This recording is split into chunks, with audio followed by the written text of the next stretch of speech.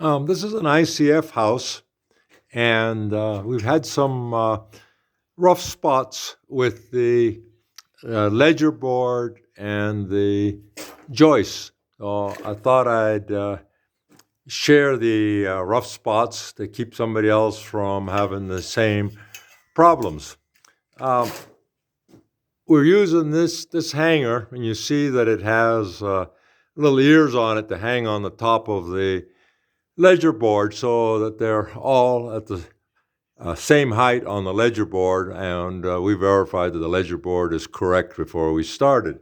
Now, if you look at that corner, you'll see that we had to take out the blind hanger that we had in there. And it was a pain because it was held by some 20 nails. The problem was we started there and we shouldn't have. The blind hanger is a little different, and it came out, even though we put the top edge even with the top of the ledger board, there was about an 1/8 inch difference in height. And we decided we didn't want to mess with shims and stuff. It'd be easier to take it out and do it right.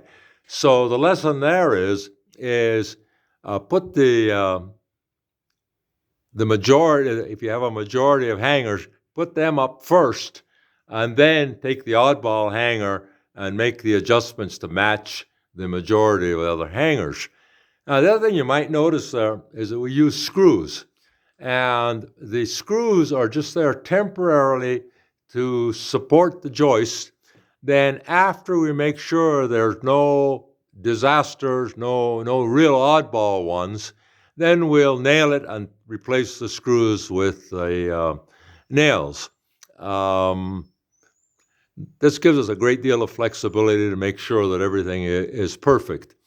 The other thing you might notice is that these hangers at the ledger board that are supporting the ledger board are not fastened. We put in the screws, and when we tightened the screws, it had because the hangers just on the bottom, it twisted the ledger board a little bit. It bent it forward.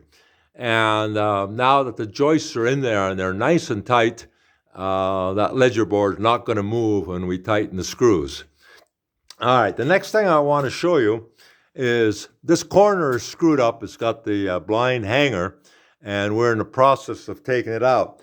It's actually pretty good that we took it out, because we found the problem that we probably should have anticipated, but we didn't, and we'll keep you from doing the same problem.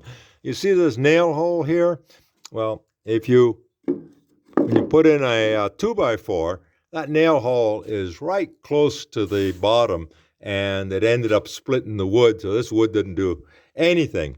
What we're going to do when we put this back up is we will not use 2x4s. We will use the some leftover laminate board that we have. We'll cut it to size and put it in, and the laminate, or LVL, I guess I should say, is not going to split. So here's another view of these little ears, and you're using the level here, and we're real happy. The floor's coming out super. There might be a millimeter of variation. Okay. About the only other rough spot that we have here is someplace in reading about the joists. It said to put some kind of a compound here on the bottom. We're not doing that. Okay, the other thing you might want to pay attention to are these prongs that are on these strong tie hangers. You really can't drop the board in there, so we slide them in.